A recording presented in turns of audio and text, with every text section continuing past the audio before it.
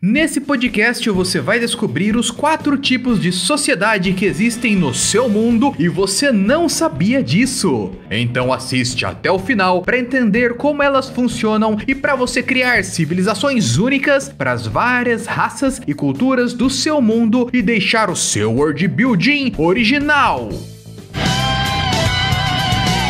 Eu sou o Gaku do RPG de Mesa. E eu sou o Zawardo da Criação de Mundos. E você tá no Artcast World Building. Então se inscreva no canal e ative o sininho para acompanhar os próximos vídeos e podcasts sobre criação de sociedades e culturas, para não perder nenhuma dica. Então deixa o seu like, porque a gente tá sempre aqui trazendo conteúdo foda para melhorar as suas criações e mostrar muitas novidades. Então dá esse like aí pra gente. E antes de começar, um recado aqui pra você que tem um projeto do Mundo Nerd, seja um canal no YouTube ou um Instagram, algum jogo, livro ou HQ, entra em contato com a gente lá no nosso direct do Instagram para fazer o seu jabá aqui no canal. Link do Instagram na descrição. Então, Zawa, bora pros 4 tipos de sociedade. Esses 4 tipos, eles são classificações abrangentes que mostra cada uma é mais complexa do que a anterior. E só que pode ter vários níveis de complexidade de sociedade dentro dessa mesma classificação que a gente vai mostrar agora. Então vamos falar primeiro do bando.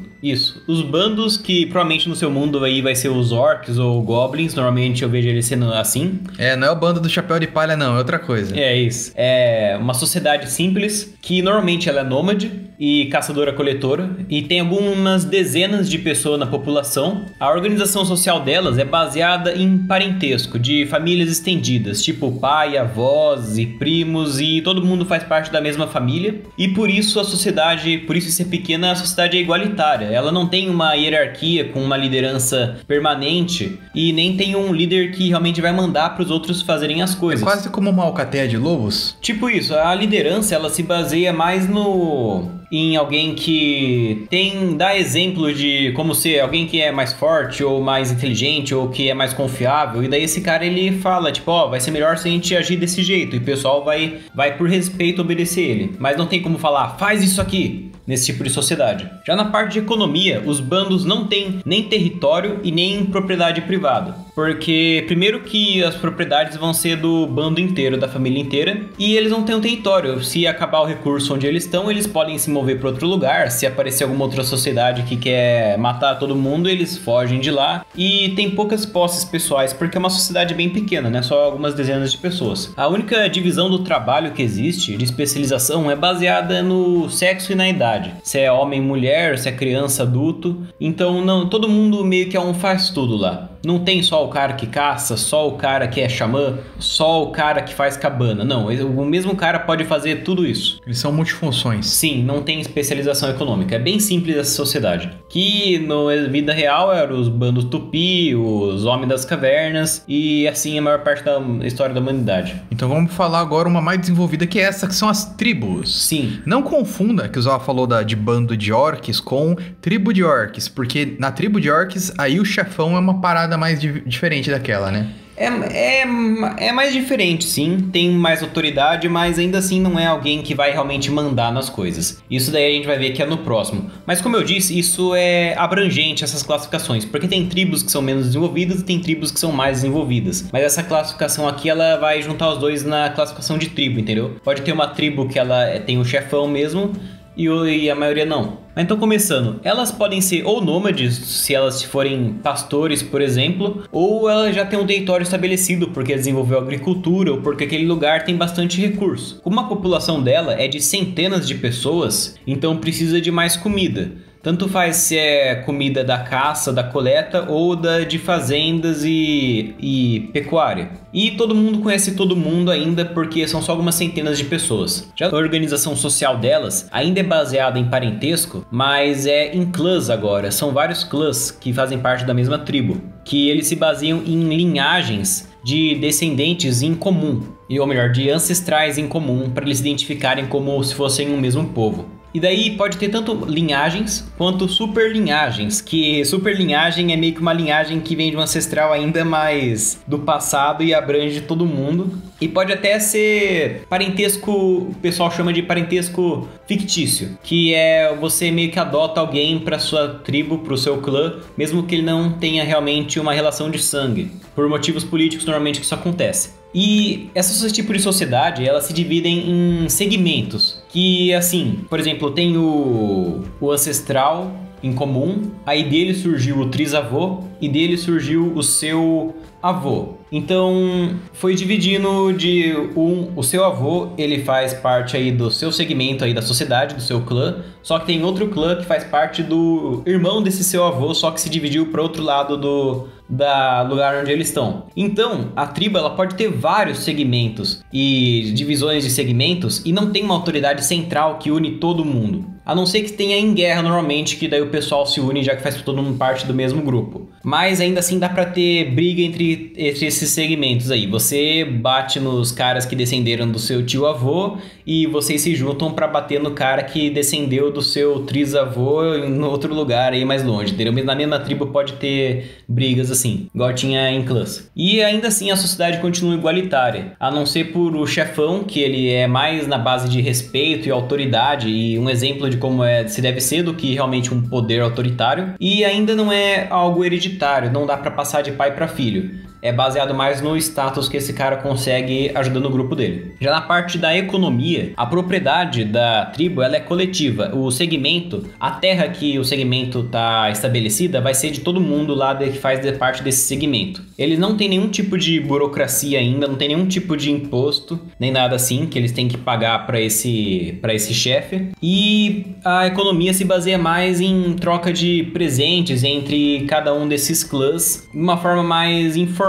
E já a especialização, ela tem mais especialização, só que ela é superficial, não é em tempo integral. Não tem um cara que vai ser 100% do dia, ele vai ser um ferreiro, por exemplo. Não, esse cara aí ainda vai ajudar a conseguir comida e plantar e outras coisas assim em gerais também. Tá curtindo o conteúdo? Então, para receber dicas ainda mais fodas para deixar o seu mundo e a sua história incríveis, você tem que virar membro do canal, clicando no botão Seja Membro, para ganhar vídeos exclusivos e acesso antecipado aos novos vídeos. A gente tá enchendo o clube do canal com vídeos que vão fazer a diferença no seu mundo, então você não pode ficar fora dessa. Vira membro do canal! Vamos falar agora da chefatura. Isso, aqui já começa a ficar bem mais complexo as sociedades, porque a chefatura tem uma população de milhares de pessoas, então é impossível que todo mundo vai conhecer todo mundo. E também a organização dela, ela já exerce controle sobre um território, ele já é estabelecido em um lugar. E aí surge, com todas essas pessoas, precisa surgir algum meio de conseguir fazer todo mundo se juntar e impedir que estranhos comecem a se matar só porque não se conhecem, que é o que acontece nas outras sociedades. Daí surge o chefe, que ele realmente tem um poder, ele tem o monopólio da força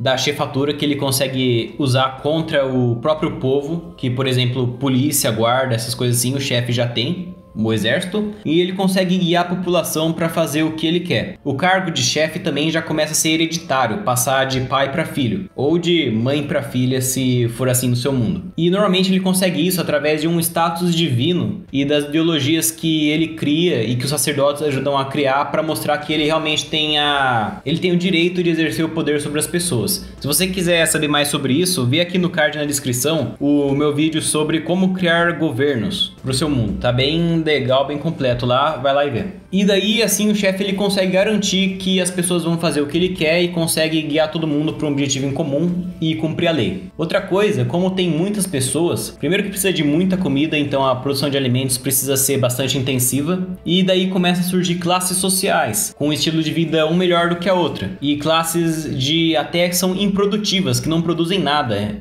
porque já tem bastante especialização do trabalho. Então no topo tá a nobreza, que é o chefe da família dele, tá os sacerdotes, tem o exército, daí lá pra base tem o pessoal comum, que planta e que produz comida. Aí começa a entrar também, para conseguir administrar isso direito, começa a entrar burocracia, mas ainda é uma burocracia básica, com 1 ou 2 níveis, que daí eles se chamam de proto-burocratas, o pessoal que faz esse tipo de burocracia, que eles exercem várias funções. Por exemplo, o cara que ele vai verificar se o pessoal tá pagando imposto direito, ele também é o cara que supervisiona, sei lá, a fabricação de armas, entendeu? Eles têm funções bem gerais e variadas, esses proto-burocratas. Aí começa já a entrar impostos e a economia redistributiva, que é o seguinte, o pessoal vai dar comida para o chefe, os fazendeiros vão entregar comida como imposto e o chefe vai distribuir essa comida para a população, porque ele tem uma responsabilidade moral de também dar isso para o povo e também para conseguir sustentar as classes que são improdutivas, que são o exército, o sacerdote e a nobreza. Ele também, o imposto também, por exemplo, é como no Império Inca, que o Império Inca é a próxima civilização, mas ainda assim na chefatura pode ter isso, que é o imposto de trabalho, de você ter que trabalhar para conseguir pagar aí porque você faz parte dessa chefatura. E aí, com isso, ele consegue organizar o pessoal para criar construções públicas e até construções monumentais, tipo templos e grandes construções de qualquer tipo que vai beneficiar todo mundo, tipo sistemas de irrigação mais complexos para ter mais comida, ou coisa que é só pro chefe, tipo uma casona grande aí pro chefe. E junto com toda essa produção de comida, para conseguir manter milhares de pessoas, também entra armazenamento de comida que eles já começam a desenvolver.